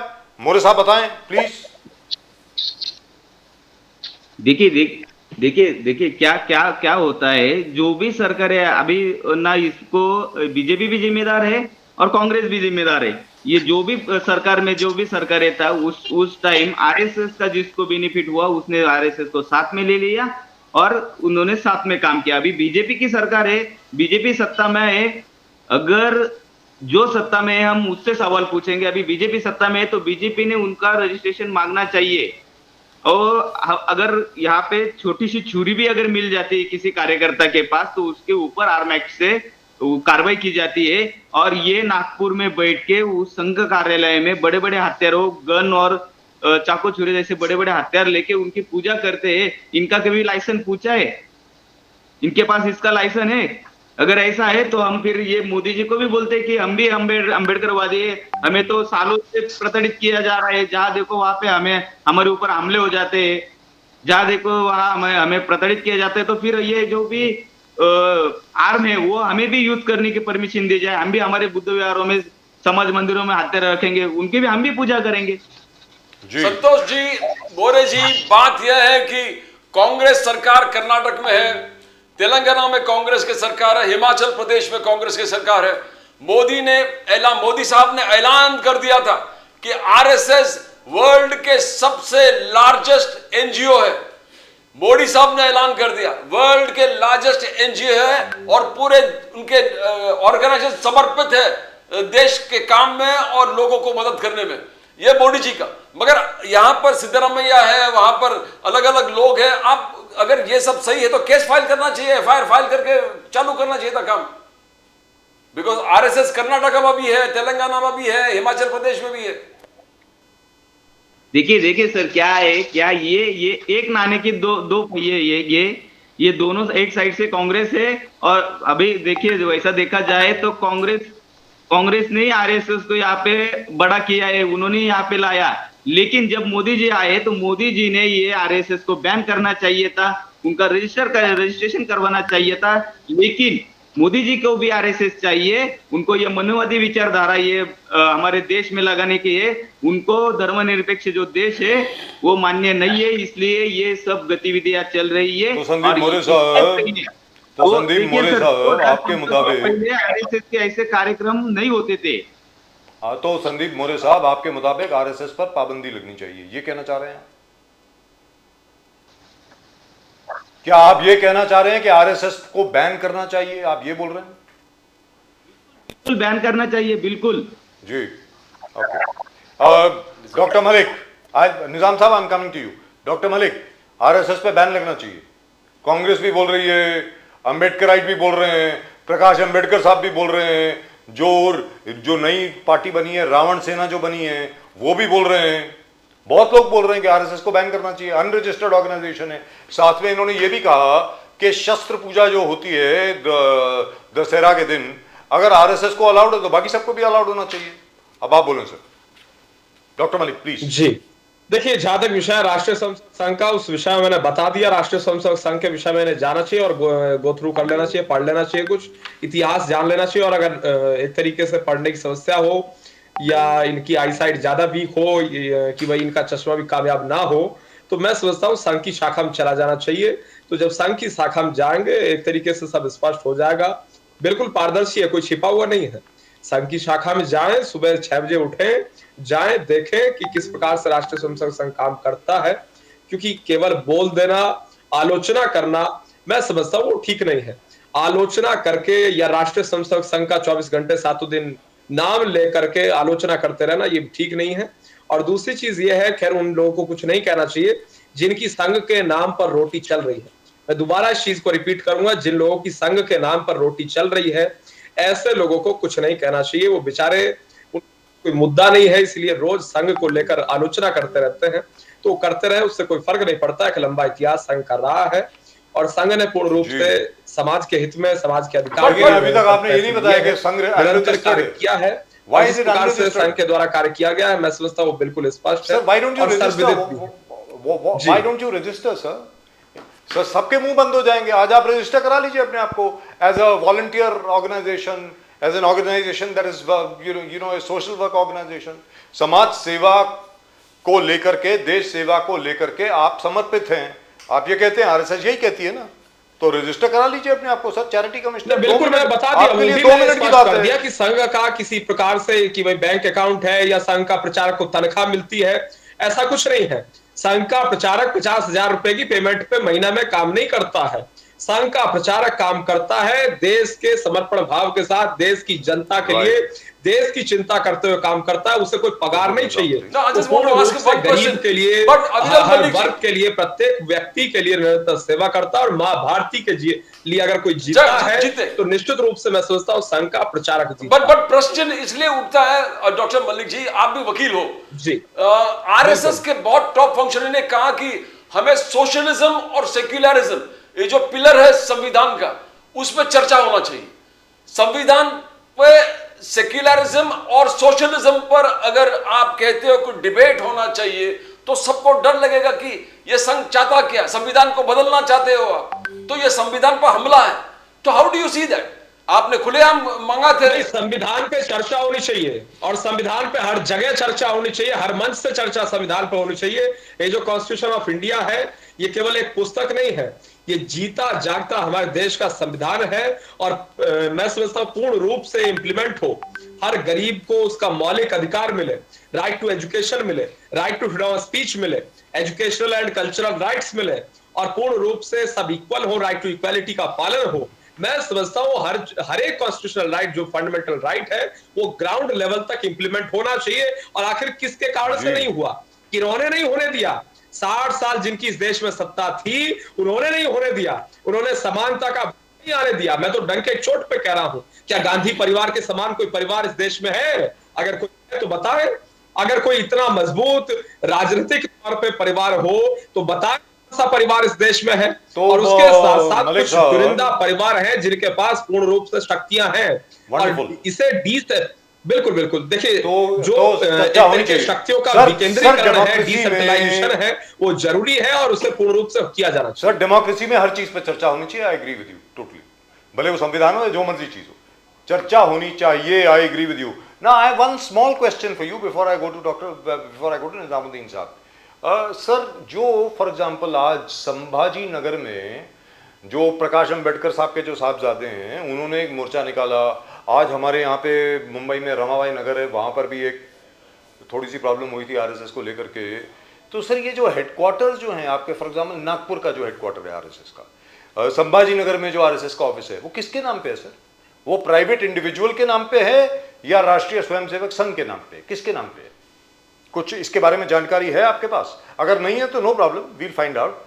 Where is it registered? जो नागपुर का हेडक्वार्टर है आरएसएस का, is it registered in the name of the RSS और is it in an individual? जी बिल्कुल मैं उसी विषय पे आ रहा हूं। और जहां तक विषय है पर्टिकुलरली राष्ट्रीय स्वयंसेवक संघ का, और संघ के बारे में अगर ये जानना चाहें, संघ के बारे में समझना चाहें, संघ के बारे में पढ़ना चाहें, तो इस चीज को जान ले संघ किस प्रकार से है, संघ क्या है, क्यों है। देखिए, विश्व हिंदू परिषद हो, सेवा भारती हो, और कितने सारे संगठन राष्ट्रीय स्वयंसेवक संघ के हैं, पहले तो इस चीज को इन्हें समझना चाहिए।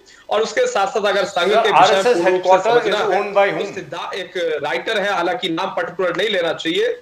बिल्कुल देखिए, सारे कंफ्यूजन दूर करने के लिए एक बड़ी पतली पुस्तक आएगी, उसे पढ़ ले, मैं तो रिकमेंड करूंगा। और हाँ, सिद्धार्थ गौतम उनका नाम है, एक राइटर है, राष्ट्रीय स्वयंसेवक संघ पे बिल्कुल लिखी है सर। सारी चीजें बड़े डिटेल्ड वे में है, सवाल भी है, क्वेश्चंस भी और आंसर्स भी है। सर, आरएसएस का जो हेडक्वार्टर्स है उसका मालिक कौन है?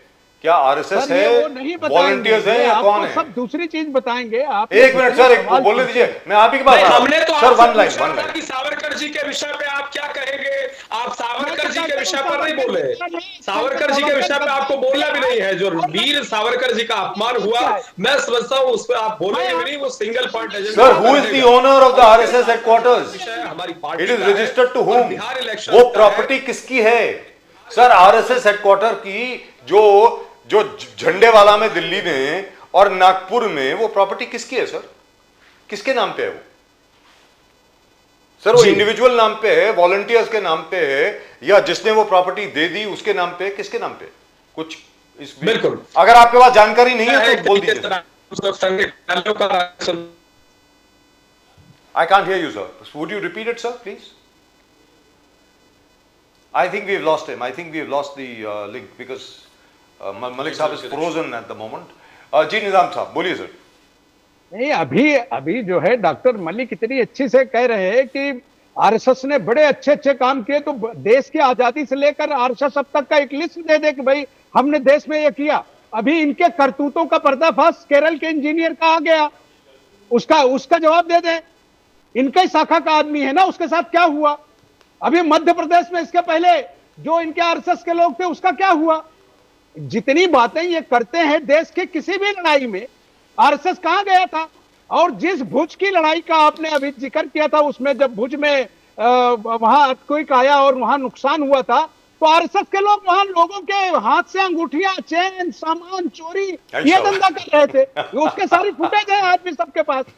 अगर ये बात करते हैं कि देश में कांग्रेस ने ये कर दिया, कांग्रेस ने वो कर दिया, तो पिछले 43 साल उन 67 सालों में से दूसरों की सरकार रही है, 23 साल अपोजिशन की रही है, 10 साल इनकी रही है, 5 साल अटल की रही है, तो इन्होंने क्या किया? आज आप आरोप लगा देते हैं कांग्रेस ने ऐसा कर दिया, कांग्रेस ने वैसा कर दिया। आप इनसे पूछिए डॉक्टर मलिक से कि 54 साल तक 54 इयर्स तक देश का तिरंगा इनके हेडक्वार्टर पर नहीं लगा, क्यों नहीं लगा? उसका जवाब दे दे। बात कर रहे हैं संविधान को खत्म करने की बात इन्होंने की, मनुवादी लाने की, दलितों के साथ देश में आज ये क्या कर रहे हैं? आज जिस दलित बच्चे के साथ जहां जहां जो हो रहा है। अरे भाई साहब, किस प्रकार की आप बात कर रहे हैं? हम तो संविधान को बचाने की बात कर रहे हैं। आप जो संविधान को मानता ही नहीं, वो संविधान के बचाने क्या बात करेगा? आप संविधान को इस देश की मानते हैं क्या? अगर आपने अभी कहा कि हमने देश की आजादी से लेकर सब किया, तो 54 साल आपने तिरंगा नहीं लगाया, तो बताइए देश को क्यों नहीं आपने तिरंगा लगाया? आप केरला के इंजीनियर के साथ आपके यहाँ वहां हेडक्वार्टर में क्या होता है, उस पर जवाब दीजिए, जिसने नोट्स लिख कर दिया और आत्महत्या कर लिया। आप जो जिस तरह की चाहते हैं बचाना आरएसएस को, आरएसएस एक आतंकवादी संगठन है, इस देश को निजामुद्दीन जी खा रहा है। निजामुद्दीन जी, कांग्रेस आरएसएस पैदा कर रहा है, निजामुद्दीन जी दलितों से मुसलमानों को लड़ाता है, आरएसएस का एजेंडा, आरएसएस छीनता है। निजामुद्दीन जी आरएसएस का एजेंडा सुनिए। नहीं भरने देता। आर्टिकल 370 एब्रोगेशन आरएसएस का एजेंडा था। राम मंदिर आर्टिकल आरएस का सुनिए ना, पैदा करने के अलावा कुछ नहीं था। सीएए भी वही रहेगा, कॉमन पैदा करने के अलावा यूनिफॉर्म सिविल कोड मांगने का जो जिद किया था, यूनिफॉर्म सिविल कोड इस पूरे देश में होना चाहिए थे। तो ये कहां से ये सब अच्छे मेरे को बताओ सर, आप आरएसएस के माध्यम से आएंगे? आप कॉमन सिविल कोड की बात करते हैं, आप शादी ब्याह मैरिज एक्ट में कैसे ले आएंगे? इस देश में हजारों करोड़ों लोग हैं जो अपनी कजन से शादी करते हैं, और ऐसे लोग भी हैं जो भांजी से शादी करते हैं। ये बकवास बातें करने के लिए इनको समय है, और ये नफरत पैदा करने का काम है। जहां संविधान की बात आती है ये फौरन भाग जाते हैं। अभी कर्पूरी ठाकुर के विषय को लेकर पार्लियामेंट में बहस ही नहीं करते, कभी रिजर्वेशन पर बहस नहीं करते, संविधान लेके कभी चलते नहीं। बंगाल में 700 कैंप लगाने वाले सीएए के 700 कैंप लगाने वाले हैं वेस्ट बंगाल में। तो क्या आपको लगता नहीं कि आरएसएस का जो मेंटालिटी है और जो थॉट प्रोसेस है देश प्रेमिक है, देश हित में है? किस प्रकार से देखते हो निजाम जी? सिर्फ उन्होंने कहा अगर आरएसएस का देश प्रेमी और देश हित में होता तो देश की इतनी बड़ी आबादी दलितों की, मुसलमानों की, आपके ईसाइयों की, जैनियों की, वो इनके विरोध में क्यों खड़ा है? उसको कोई शौक है? आपने दिया उनके अधिकार। अगर ये अभी कह रहे थे कि कांग्रेस ने ऐसा कर दिया, तो कांग्रेस के बाद जब आपको मिला तो आपने क्या किया उनके साथ? आप करके दिखाते। देखिए, ये मैंने बाबा साहब अंबेडकर जी की जो है संविधान को लेकर मैंने ये शपथ लिया था और मैं कर रहा हूं। आप खुद सोचिए ना कि देश के संसद में जो इन्होंने संविधान लेकर कसमें खाई थी उसका 1% भी कर रहे हैं क्या? वोट चोरी करके बेईमानी करके आप सरकार बना रहे हैं और उसके बाद सबको प्रताड़ित कर रहे हैं। आज रोजगार मेला था, मोदी जी ने 51,000 अपॉइंटमेंट लेटर, 51,000 अपॉइंटमेंट लेटर बांटे। करोड़ हो रोजगार मेला 17th रोजगार मेलावा में मोदी साहब ने आज 51,000 अपॉइंटमेंट लेटर सुन बांटे। लीजिए सर, अब ऐसा है कि जिस देश की आबादी 150 करोड़ हो, वहां 51,000 को नौकरी की क्या हैसियत है सर? एक ही कंपनी किसी को पकड़ के दे दीजिए, 51,000 दे देगा। आप ऐसी बातें वो बातें करिए इस देश में जो संभव हो, जो उन्होंने Right. So Nizam Saab, Aviral ji wants to leave. Can I just take one last word from him? क्योंकि अविरल जी को किसी और शो में जाना है। डॉक्टर मलिक, आरएसएस के ऊपर जो अभी तक अटैक हो रहा है कि 54 साल तक आपने झंडा नहीं फहराया, बाकी सब चीजें आपने नहीं करी, आप मनुवादी हैं, आप चाहते हैं कि क्या है कि ब्राह्मणवाद हो। और वैसे बता दूं, डॉक्टर अविरल मलिक खुद जाट हैं, डॉक्टर सत्यपाल मलिक के खुद के पोते हैं। बट एनीवे, आप जरा बताइए। सत्यपाल मलिक की एक राह भी नहीं चली ना सर। चलिए कोई बात नहीं, अगर वो आप उनका नाम मत लिया करिए इनके साथ। ओके, सर इनके पारिवारिक मित्र हो सकते हैं, लेकिन उन्होंने उनका सार्वजनिक जीवन बीजेपी के 100 गुना बेहतर है doctor Satyapal Malik. All right, fine. So let me get the word. Sir, let me get the final word from Dr. Malik before he leaves. जी डॉक्टर मलिक, आप कुछ बोलना चाहेंगे सर? अभी तक जो आरएसएस के ऊपर जो आरोप लगे हैं उसको लेकर के, प्लीज बोलिए सर, प्लीज।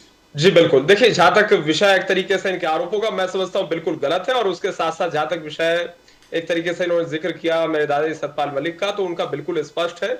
उन्होंने राज्यसभा की सीट को भी छोड़ने का काम किया था। अगर बात कर ली जाए इतिहास की, अगर इतिहास खंगाला जाएगा, राज्यसभा की सीट में लात मारने का काम किया था बोफोर्स घोटाले की, याद कर लेना चाहिए। और उस विषय में अगर जिक्र जाएगा वो काफी लंबा होगा। फिर जनमोर्चे की सरकार बनी थी और विश्वनाथ प्रताप सिंह जी इस देश के प्रधानमंत्री बने थे। वो अलीगढ़ से मेंबर ऑफ पार्लियामेंट चुनकर आए थे और केंद्र में उनका मंत्रालय रहा था, अहम पोर्टफोलियो उनके पास रहा था। तो उस विषय पे भी अगर जानकारी होगी तो मैं समझता हूं इनके लिए अच्छा होगा। जी, और आरएसएस के विषय में सर? जी, आरएसएस के विषय में जहां तक विषय राष्ट्रीय स्वयंसेवक संघ का और इनके आरोपों का, मैं समझता हूं जो आरोप इनके द्वारा लगाए जा रहे हैं पूर्ण रूप से किसी प्रकार से कोई फैक्ट है ही नहीं, दूर दूर तक फैक्ट्स का और इनका कोई नाता नहीं। बट आज राहुल गांधी जी पर मोदी जी ने ये अटैक कर दिया कि संविधान हाथ में लेते हैं मगर संविधान के खिलाफ काम करते हैं। ये कहां तक सच है? कौन सा काम ऐसा कर दिया राहुल गांधी जी ने जो संविधान के खिलाफ है? आपने सिर्फ आरोप, मोदी साहब आरोप लगाते संविधान हाथ में पकड़ने से संविधान के एकदम रक्षक नहीं हो जाते। Can you explain doctor Malik? जी बिल्कुल बिल्कुल नहीं, देखिए जहां तक विषय एक तरीके से भारतीय संविधान का, भारतीय संविधान के आधार पर ये देश चलता रहा है, चलेगा और निश्चित रूप से चलना चाहिए। मैं समझता हूं भारतीय संविधान के अलावा ये किसी अन्य मजहबी पुस्तक के आधार पर देश नहीं चल सकता। राहुल गांधी जी कौन सा काम किया ऐसे जो संविधान के खिलाफ है? राहुल गांधी जी का तो देखिए जहां तक है, वो राहुल गांधी जी संविधान को मानते ही नहीं और किसी प्रकार से कॉन्स्टिट्यूशन ऑफ इंडिया को एक्सेप्ट ही नहीं एक तरीके से करते। वो जिस प्रकार के बयान, बिल्कुल नहीं, देखिए मलिक आपको तो अवार्ड मिलना चाहिए। जिस आदमी के खानदान से 2 प्रधानमंत्रियों ने इस मुल्क के लिए खून बहाया हो और जिनके ऊपर गद्दारी का तगमा लगा है, वो ये कहेंगे कि राहुल गांधी जो है संविधान को नहीं मानते। नहीं, देखिए मैं बता रहा हूं, मैं तथ्यों के साथ बता रहा हूं। केवल 10 सेकंड बोल रहा हूं। बोलिए एक सेकंड डॉक्टर मलिक बोलिए। केवल एक सेकंड बोलिए डॉक्टर मलिक बोलिए। एक सेकंड ले रहा हूं केवल। नहीं भाई साहब रुकिए ना। Imran Masood member of parliament from Saharanpur, Imran Masood को उन्होंने टिकट दिया, जिताने का काम किया और इमरान मसूद ने बोटी बोटी का बयान दिया था, उनको सस्पेंड नहीं किया। क्या वो कॉन्स्टिट्यूशनल है या अनकॉन्स्टिट्यूशनल है? और किस तरीके से बोटी बोटी का बयान मोदी जी के लिए दिया था, इस देश के प्रधानमंत्री के लिए दिया था? सजा दिलाइए। मैं ऐसे 100 नेताओं को बीजेपी और आरएसएस को बता सकता हूं जो रोज इस तरह की हरकतें कर रहे हैं। दर्जनों दलित की बेटियों को जलाया गया, आपने कौन सा काम कर दिया? आपका मुख्यमंत्री जी राजीव जी, प्रदीप जी, बहुत आपका धन्यवाद असल में दूसरे शो के लिए। Doctor Malik, thank you very much sir, thank you very much for joining us. God bless you sir. जय श्री राम। नमस्कार। निजामुद्दीन जी, मोदी जी का कहना था संविधान हत्या दिवस। बोले राहुल जी संविधान हाथ में पकड़ते हैं मगर संविधान हत्या दिवस पूरे दुनिया जानता है संविधान में क्या हुआ। संविधान हत्या दिवस। सर आप मोदी जी से एक सवाल पूछिए कि पूरा जीवन मोदी जी ने या तो भाग कर काम किया है या झूठ बोल के काम किया है। ये सारा चीज पूरा देश देखता है, उसमें निजामुद्दीन राइन या पार्टी या कोई दूसरा नहीं बता सकता। पूरा देश खुद देख रहा है कि उनके साथियों के साथ उन्होंने क्या किया, गुजरात के लोगों के साथ क्या किया और अब देश के लोगों के साथ क्या कर रहे हैं। उनको एक मौका मिला था 10 बरस सत्ता का, बल्कि अब तो 12 साल होने आ गए, तो वो अगर सुधारते, अगर 50 साल पहले किसी ने किया, अब आप 75 साल पहले नेहरू जी ने क्या किया, तो आप जो नेहरू जी ने किया आप वो करेंगे। अगर वो करेंगे तो नेहरू ने जितना डेवलपमेंट कर दिया उसका 10% भी ये करते तो देश आज कर्ज के बोझ में नहीं रहता। आज पूरा देश जानता है कि आपके पास कंप्यूटर लगा है, पूरी दुनिया में सबसे ज्यादा कर्ज देश आज हमारा भारत हो गया, सबसे ज्यादा कर्जा लेने वाला दुनिया का पहला राष्ट्र हो गया, ऐसा कभी नहीं था। तो झूठी बातें करना, घी ला के पी के कर्जा लेके खा के और डांस करना, लोगों को गालियां देना, ये कौन सा राजनीतिक चीज है?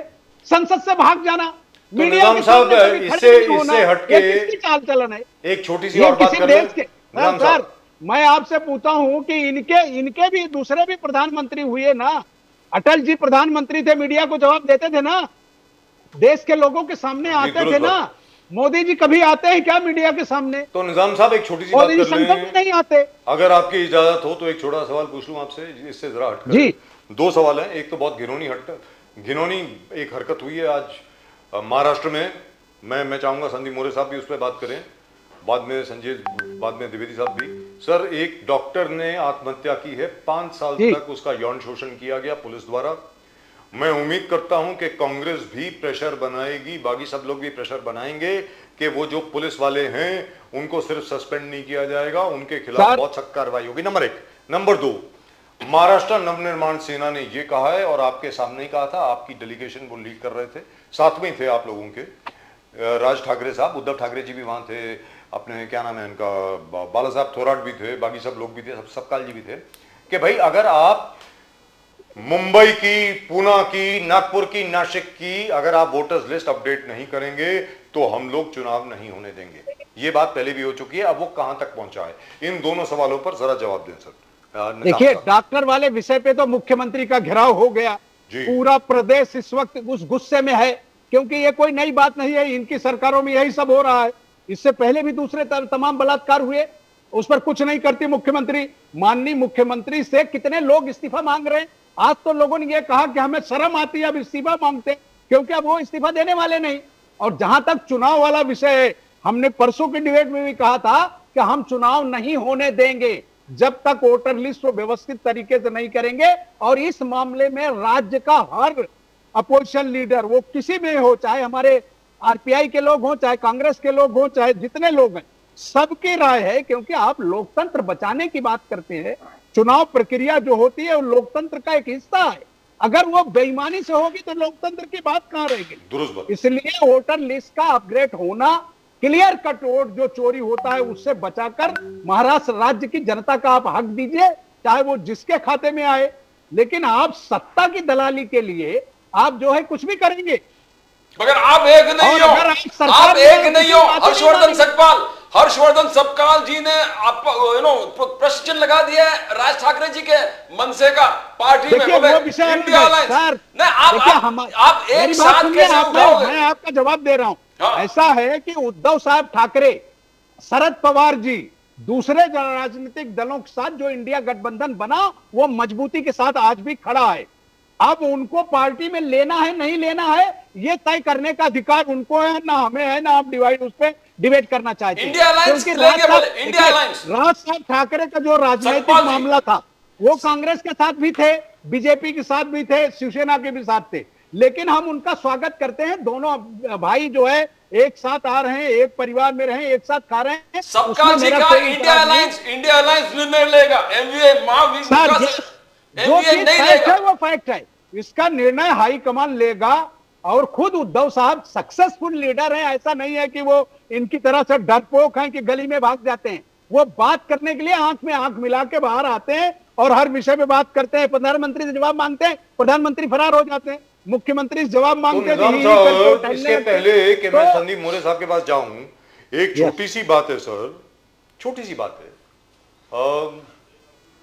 आज मैंने आपके सामने अविरल मलिक साहब के साथ, और बाकी मैं आरएसएस वालों से भी बात करूंगा, मैं चाहूंगा बाद में संजय द्विवेदी जी भी इस पे कुछ चर्चा करें। मैंने कितनी बार पूछा उनसे कि संभाजी नगर का जो आरएसएस का हेडक्वार्टर है उसका मालिक कौन है, नागपुर की जो आरएसएस की जो हेडक्वार्टर्स हैं वो किसके नाम पे रजिस्टर्ड है, दिल्ली में जो झंडेवाला में जहां पर मेरा काफी समय बीता है, आरएसएस का बहुत बड़ा कार्यालय है वहां पे। हमारे अपने गुरुजी जो हुआ करते थे नानाजी देशमुख, वो भी वहीं थे, बहुत अच्छा काम किया, मैंने उनके साथ काम भी किया है। वो किसके नाम पे रजिस्टर्ड है अभी तक किसी को मालूम नहीं है। सर ये क्या है, क्यों छुपाना चाहते हैं आप, बताएं ना निजाम साहब। सर उनकी सरकार है, वो ही जवाब देंगे। ऐसा है कि लैंड रेवेन्यू रजिस्टर में ये कहीं ऑर्गेनाइजेशन है ही नहीं है, और बगैर उसके ये बैंक खाता नहीं खोल सकते, बगैर उसके ये कहीं आगे पीछे चल नहीं सकते। तो इंडिविजुअल नाम पे होगा इसका मतलब? देखिए वो कह रहे थे कि हम कोई पैसे का हिसाब नहीं रखते, पांचजन्य करोड़ों में खेलता है, करोड़ों में। आपने देखा होगा ना, संजय निरुपम पांचजन्य से आए थे दोपहर में जब मैं एडिटर था, जी जी, वहीं से आए थे वो चिट्ठी लेके। ऑर्गेनाइजर पांचजन्य दोनों। यस, तो करोड़ों का हिसाब किताब आप देना नहीं चाहते और देश की जनता के सामने कहते हैं हम तो भैया देश की सेवा में, मेरे पास कुछ है ही नहीं, मैं तो भीख मांग के पैसा ले आता हूं। जैसे मोदी जी भीख मांग के लाते थे, 15 लाख का सूट पहन के घूमते, वैसे आरएसएस भी भीख मांग के लाती है, उसके बाद पैसा नहीं है। ये ड्रामा है। सरकार को संविधान पर अगर उनको भरोसा है, डॉक्टर बाबा साहब के संविधान पर भरोसा है, तो उस संविधान पर हाथ रख के कसम खा के कहें कि हमने ईमानदारी से जो पैसा आया है वो देश हित का है और रजिस्टर्ड किया है, ये पैसा रखा है जनता का, उसे हम देंगे। संदीप मोरे साहब आप बताएं कि ये जो अभी मोर्चा निकला, आरएसएस के ऊपर जो प्रेशर डाला गया वगैरह, ये आगे भी चलेगा या सिर्फ मतलब अभी ये एक ही बात था, वन ऑफ चीज थी? मोरे साहब, जब तक न्याय नहीं मिलता, अभी तो ये लड़ाई शुरू हुई, अभी ये शुरुआत है, ये शुरुआत है। अभी देखिए, अभी संभाजी नगर में जो इंसिडेंट हुआ, संभाजी नगर में स्कूल के बाहर बैठ के आरएसएस की सदस्यता दी जा रही थी जी, ये तो बिल्कुल गलत है। लेकिन अभी ये आरएसएस वाले 2014 से पहले से बाहर आकर कहीं पे भी सदस्यता ये करते हुए आपको दिखे नहीं अभी, लेकिन अभी दिख रहे। अभी उनका ताकत बड़ा है क्योंकि मोदी जी खुद ही आरएसएस चला रहे हैं। मोदी जी का खुद का मानना है कि आरएसएस जो है वो मनुवादी विचारधारा का है और मनुवादी विचारधारा लागू करने के लिए ये आरएसएस ऐसा काम कर रहा है। तो हम तो जब तक आरएसएस पे बैन लगता नहीं तब तक लड़ाई लड़ते रहेंगे। अम्बेडकरवादी रास्ते पर आएंगे, क्योंकि हमें तो संसद में न्याय मिलता नहीं है, क्योंकि संसद तक हमें पहुंचने देते नहीं है। लेकिन अभी ये लड़ाई हम रास्ते से लेकर संसद तक पहुंचाएंगे और जब तक आरएसएस बैन होता नहीं है तब तक हम ये लड़ाई जारी रखेंगे। राइट। संजय द्विवेदी साहब जी, द्विवेदी जी, उद्धव ठाकरे साहब ने भी मोहन भागवत जी से प्रश्न पूछा था कि आप हमें हिंदुत्व का कैसे उंगली उठाते हो, आप जब कुछ करते हो मुस्लिम समाज को साथ में लेकर, ये सबसे पहले उद्धव ठाकरे जी ने प्रश्न पूछा था, उसमें थोड़ा फरमाएंगे आप गौर? जी गुरदीप जी, मैंने अभी तक कहीं पे भी, मेरी उम्र भी अच्छी खासी उम्र है, मैंने 30 साल में इनके संगठन के साथ में रहा हूँ, मैंने आरएसएस को न महंगाई के विरोध में लड़ते देखा, न बेरोजगारी के विरोध में लड़ते देखा, न पेट्रोल के दाम अधिक हो गए उसके विरोध में लड़ते देखा, न जो इस तरह की चीजें देश में हो रही है या इससे पहले और भी होती थी, मैंने कहीं नहीं देखा उनको। तो आप कौन सी सेवा कर रहा है, किस तरह की सेवा कर रहा है, मैं यहाँ तक नहीं जान पाया हूँ।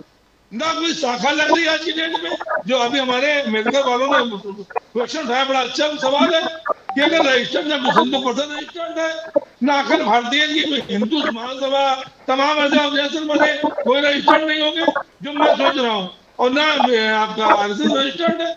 अगर वो रजिस्टर्ड, चलिए कांग्रेस ने गलती कर दी, इससे पहले सरकारों ने गलती कर दी, लेकिन अगर ये पॉइंट उठ किया जाए तो निश्चित ये जान लीजिए इसके विषय में उनको रजिस्ट्रेशन कराना चाहिए। और इनके साथ जितने संगठन है, विश्व हिंदू परिषद, बजरंग दल, जितने संगठन है, अगर बजरंग दल तो खत्म हो गया, जितने संगठन है सभी को रजिस्टर्ड कराना चाहिए। जहां तक आपने बात की वीर सावरकर की रोज ये डिबेट चिल्लाते हैं। जब महाराष्ट्र चुनाव हो रहे थे तो वीर सावरकर रोज याद आ रहे थे, लेकिन भारत बंद देने की बात आई तो जहां बिहार में चुनाव होना कपूरी ठाकुर को लेके आ गए। हिंदू से सम्राट बाला साहब ठाकरे की रोज बात करेंगे, लेकिन भारत बंद देने की बात आई तो कपूरी ठाकुर को लेके आ गए क्योंकि बिहार चुनाव हो। तो देखिए, ये जो सरकार चल रही है 2014 के बाद, 2014 से पहले राजीव गांधी प्रधानमंत्री थे, अटल बिहारी वाजपेयी का इलाज कराने के लिए उन्होंने बाहर भेजा और उनका इलाज हुआ। आज क्या हो रहा है देश में? जो नेता है, चाहे शिवसेना के नेता हो, चाहे आपके नेता हो, चाहे दूसरी कांग्रेस के नेता हो, उनको पार्टी तोड़ने का, जेल भेजने का, पार्टी तोड़ने का, विधायक तोड़ने का, ये निरंतर जारी है। कि आरएसएस कुछ नहीं मानती है जी। आरएसएस कोई पार्टी, शिवसेना तोड़ दी गई, हिंदुवादी संगठन था, आरएसएस में आवाज उठाई। अगर आप कह रहे 12 साल ठाकरे ठीक आरएसएस मानते थे, तो मगर मानते थे तो शिवसेना तोड़ते समय सर तुम्हारी पार्टी तोड़ी गई, ठीक है, लेकिन आरएसएस शिवसेना जो इनके साथ थी, जो आरएसएस साथ 3 साल तक रही, और उनकी पार्टी का तोड़ी गई है और शिवसेना तोड़ी गई। तो एक आवाज मुझे बता दीजिए आप, एक मुझे आवाज बता दी प्रदीप जी बजा दी कि आरएसएस कोई आवाज उठाई, राइट सर। किसी इनके बड़े नेता ने आवाज उठाई। तो किस टाइप का संगठन, क्या संगठन है? Well, क्या this is करना something चाहता new. संगठन? जब एक हिंदुवादी पार्टी बीजेपी तोड़ रही है और बीजेपी के साथ अगर आरएसएस दे रही है, तो आरएसएस चाहती क्या है? क्या चाहती है मतलब मुझे बता दें आप मुझे। राइट हम इनका द्विवेदी जी, विरोध क्यों थैंक यू ना वेरी करें? Much sir. संदीप इनकी मोरे गलत चीजों साहब, का विरोध क्यों ना करें? बहुत बहुत ये धन्यवाद कहाँ है, आपका। कहाँ है न्याय, कहाँ है धर्म? निजाम साहब, लेकिन ये एक नई चीज शुरू हो गई है। मुझे लगता है कि अब इसका मोमेंटम आगे बढ़ेगा। ये जो रजिस्ट्रेशन का जो मसला उठाया गया है, प्रकाश अंबेडकर जी के बेटे ने उठाया, संदीप मोरे जी यहाँ पर उठा रहे हैं, बाकी सब लोग भी उठा रहे हैं, कांग्रेस तो उठा ही रही है काफी देर से। अब ये खत्म होने वाला नहीं है sir. It is not going to go away very very quickly, क्योंकि अब क्या है कि they will find it very difficult to defend themselves. How can you have the largest organisation in the world, 100 years old. 100 years old, which has God knows how much money, we don't know, no audited accounts, nothing. जैसे अभी अभी संदीप मोरे साहब ने कहा कि निजाम साहब एक छोटी सी ऑर्गेनाइजेशन होती है, अगर वो अनरजिस्टर्ड है 2 मिनट में सबको अंदर कर देते हैं, रजिस्टर्ड होती है फिर भी अंदर कर देते हैं। अगर छुरी सर, अगर 1 मिनट लेना चाहूंगा, एक बोलिए मिनट। बोलिए बोलिए। अगर अभी अभी देखिए आप न्यूज, आपको नासिक की जानकारी होगी, अगर यहाँ पे अगर छुरी भी मिल जाती है तो आर्म एक्ट के तहत उसके ऊपर कार्रवाई की जाती है। Yes. और इनके पास इतने सारे आर्म है, इतने सारे बंदूकें हैं, लेकिन उसके ऊपर कोई ध्यान नहीं देता, उसके ऊपर कुछ कार्रवाई होती नहीं। ये कहाँ से आए, ये लीगल है अनलीगल है, इनका लाइसेंस है नहीं है, ये कोई जांच नहीं कर रहा। क्यों नहीं कर रहा? उनके जो पथ संचलन होते हैं, उनके जो प्रोग्राम होते हैं, उस प्रोग्राम में इस राज्य का गृह मंत्री, एक मुख्यमंत्री देवेंद्र फडणवीस जी, वो भी शामिल होते हैं। ये बहुत बड़ा सवाल है और इससे ये देश के और राज्य के जो युवा है, वो युवाओं के ऊपर बहुत सारा प्रेशर आ रहा है कि अगला हमारा करियर क्या होगा। अभी हमें पहले बेरोजगार बनाया गया, इसके बाद अभी आरएसएस का सदस्य बना के आतंकवादी बना जाएगा। हम तो इनको जातंकवादी कहते हैं। Right gentleman, thank you very much. Sandeep More साहब, निजामुद्दीन रईन साहब, संजय द्विवेदी साहब, बहुत बहुत धन्यवाद आप तीनों के तीनों का। भारत माता की जय, जय Hind. Thank you very much sir. नमस्कार। I don't think they can really escape from here in the sense that why don't they want to register? I still can't figure this out. Why? You need to understand exactly how is it functioning, because unless we know how is it functioning, How? where is the money coming from, how is the money coming Unless it is coming in individual bank accounts or it is being registered to some other charity organizations which may or may not be affiliated to the main RSS officially. Officially, of course, they can't be affiliated. How can they be affiliated to an organization which does not exist? Officially, RSS does not exist. Let's be very clear. On paper, there is no registration. Mr. Modi, the Prime Minister, says this is the largest NGO of the world. Now, he says the NGO. Now, he used the word NGO, but Yes. the NGO has to be registered. So, the best investigation could be from a Congress government, Karnataka, Telangana. Or Himachal Pradesh, or West Bengal, Who can call for or Yes, yes, DMK, yes, yes. or the CPIM in Kerala. And till now, why did the Congress not find out? That's it. 60 years, how does the RSS function? Where is the funds coming from? How are the And people getting their every funds? other, Pradeep ji, you and I have had this discussion so many times, that one of the greatest dangers to India is FCRA. That is, foreign funds are coming in for various NGOs which were actually working against India, Bharat ke khilaf. Now, RSS is also receiving foreign funds. वो कहाँ से आ रहे हैं साहब? मतलब the law has to be the same for everybody, right? That is, now if they have a bank account, if the funds are coming. Now if they have a bank account, how is the bank account there? अब bank account है भी कि नहीं RSS का, किसी को मालूम नहीं है. So, वही सब तकलीफ है. This only a non-BJP government can actually investigate. Yes, they must investigate. And Pradeep ji, हर एक को नोटिस आ जाता है 2 सेकंड में. जरा कहीं पे डिस्क्रिपेंसी होती है, आपकी हालत खराब हो जाती है, मेरी हालत खराब हो जाती है, सारी दुनिया की हालत खराब हो जाती है. जवाब देते देते उम्र बीत जाती है सर.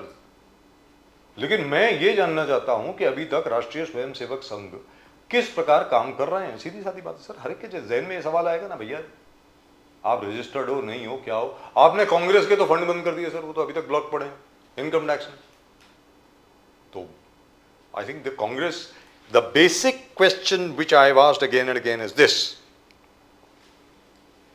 60 साल के करीब, 55 साल के करीब कांग्रेस की सरकारें रही हैं.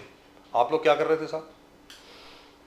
जब आप पावर में नहीं होते हैं तब आप आरएसएस के खिलाफ सवाल पूछते हैं, और जब आप पावर में होते हैं आप आरएसएस को इस्तेमाल करते हैं.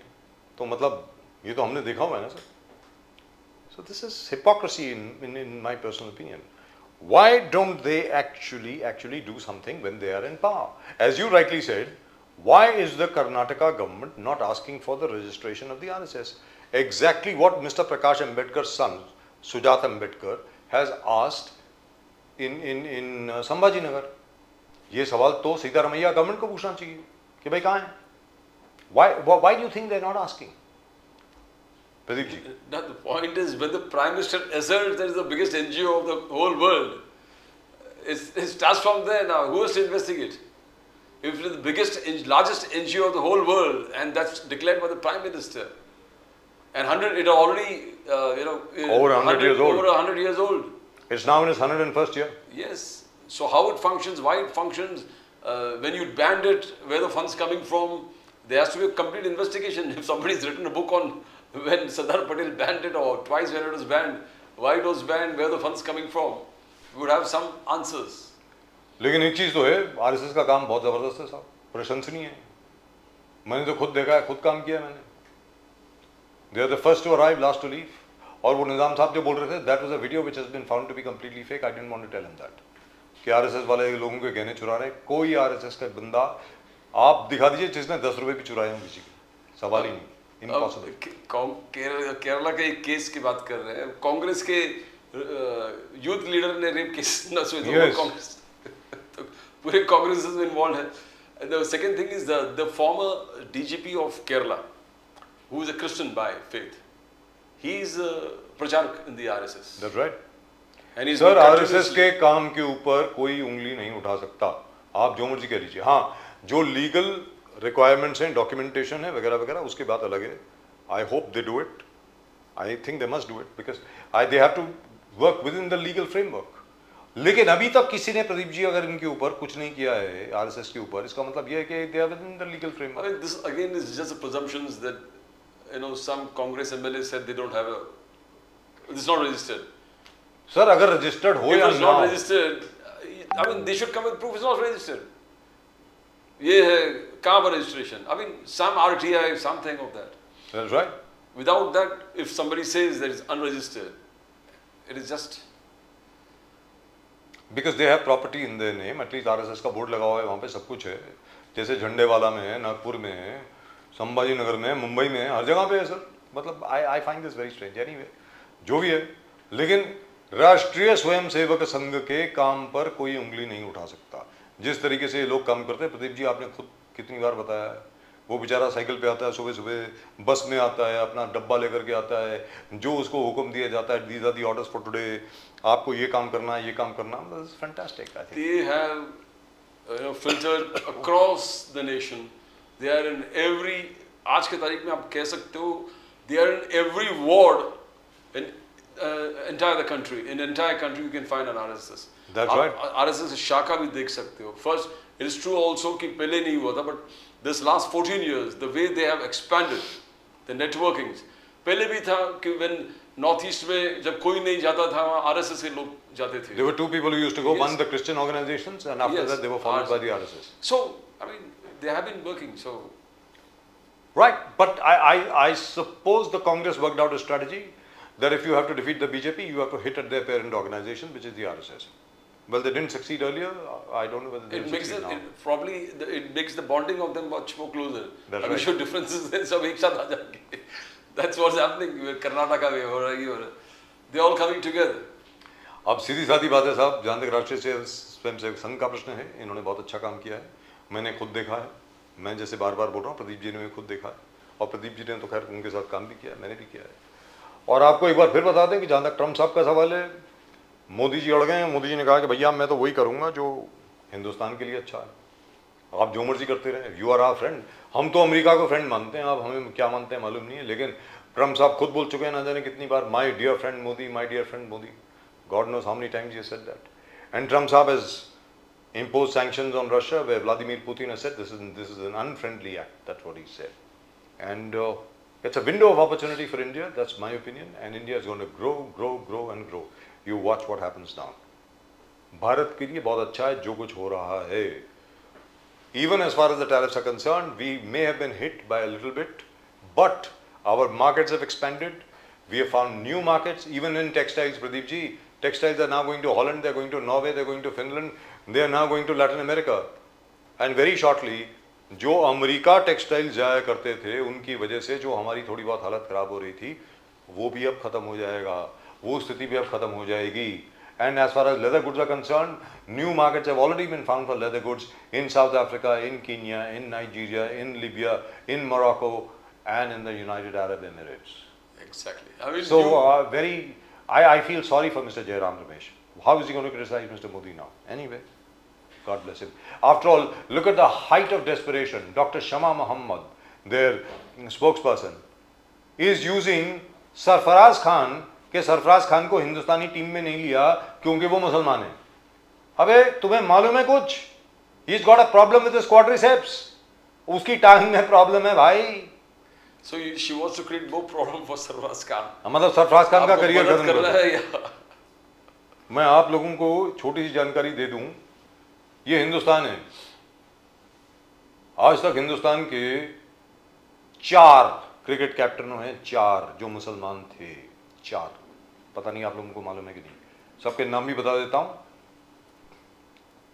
Iftikhar Ali Khan Pataudi, that is Pataudi senior. उसके बाद 1948 में गुलाम मोहम्मद, उसके बाद मंसूर अली खान पटौडी, और उसके बाद मोहम्मद अजहरुद्दीन. 4.